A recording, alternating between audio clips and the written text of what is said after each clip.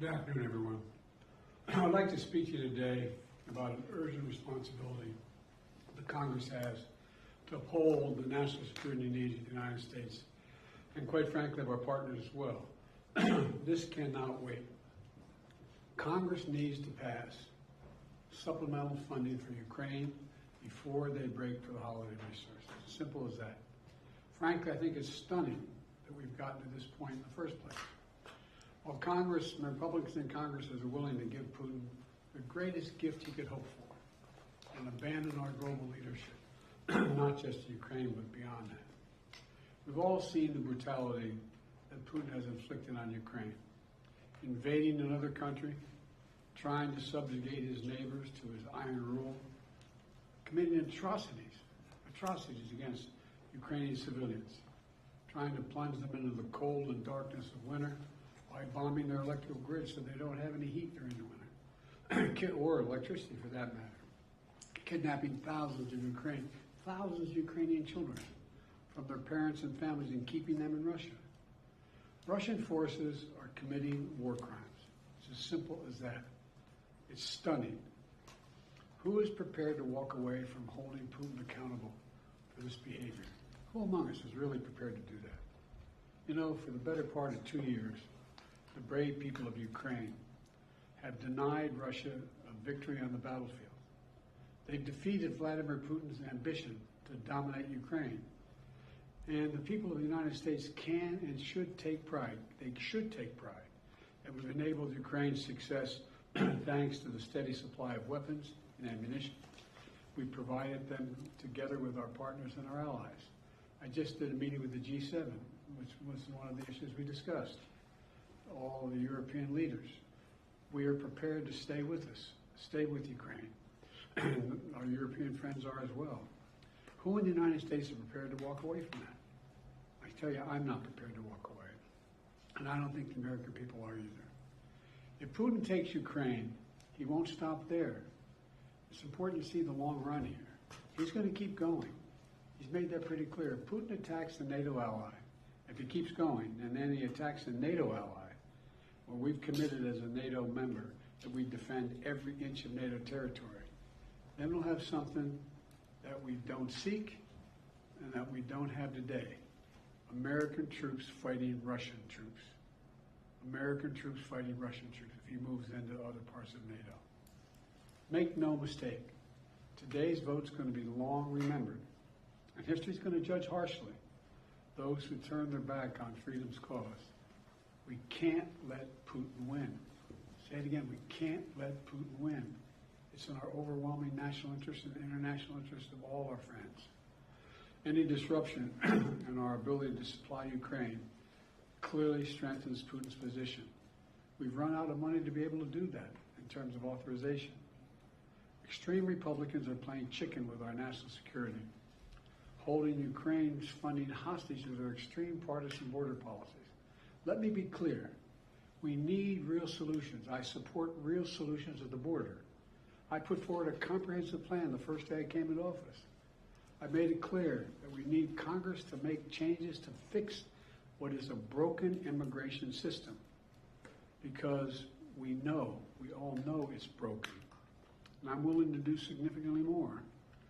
But in terms of changes of policy and to provide resources that we need at the border, I'm ready to change policy as well.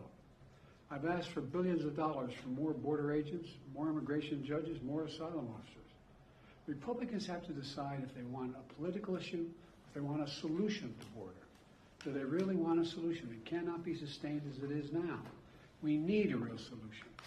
And my team has been engaged in negotiations with Senate Democrats and Republicans on border security. Democrats have put forward a bipartisan compromise on the table. Leaders Schumer and Senate Democrats also have offered to let Republicans propose amendments to that border proposal. But Republicans have rejected. They said, no, we don't want you to even introduce your proposal, because then we're not going to, and even though the Democrats say you can amend it any way you want. No, we don't want to do that. This has to be a negotiation. Republicans think they get everything they want without any bipartisan compromise. That's not the answer. That's not the answer. And now they're willing to literally kneecap Ukraine on the battlefield and damage our national security in the process. Look, I know we have our divisions at home. Let's get past them. This is critical. Petty, partisan, angry politics can't get in the way of our responsibility as a leading nation in the world.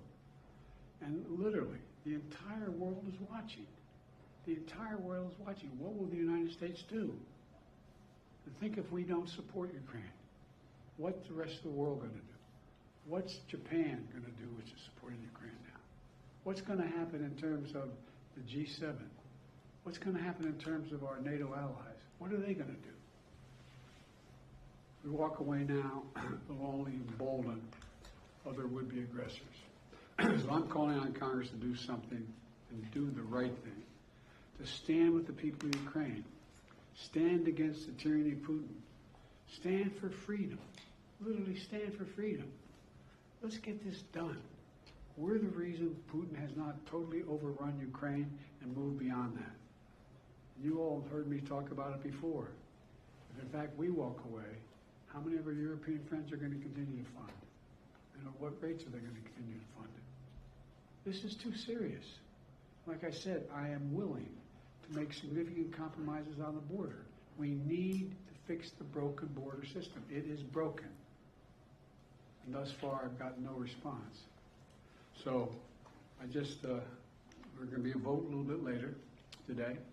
We'll know where we go from there. But I wanted to make this comment before the vote, and I'm sure I'll be talking with you after the vote. Thank you very much for listening. Appreciate it. Mr.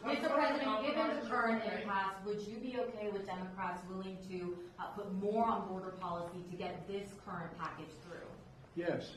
What would you be okay with Democrats agreeing to? I've already laid out in our negotiations with Langford and others what we're willing to do, significantly more. Particularly by starting off equipping the border capacity that we need on the border, from judges to more border security, in addition to making some substantive changes. But they're unwilling to do it. We thought I really thought, I felt good for a while. I thought we were making some real progress. Langford's a decent guy. It looked like he was prepared to move in a way, in a direction that we could come up with a compromise, both changing in substance, changing policy on the border, as well as security at the border.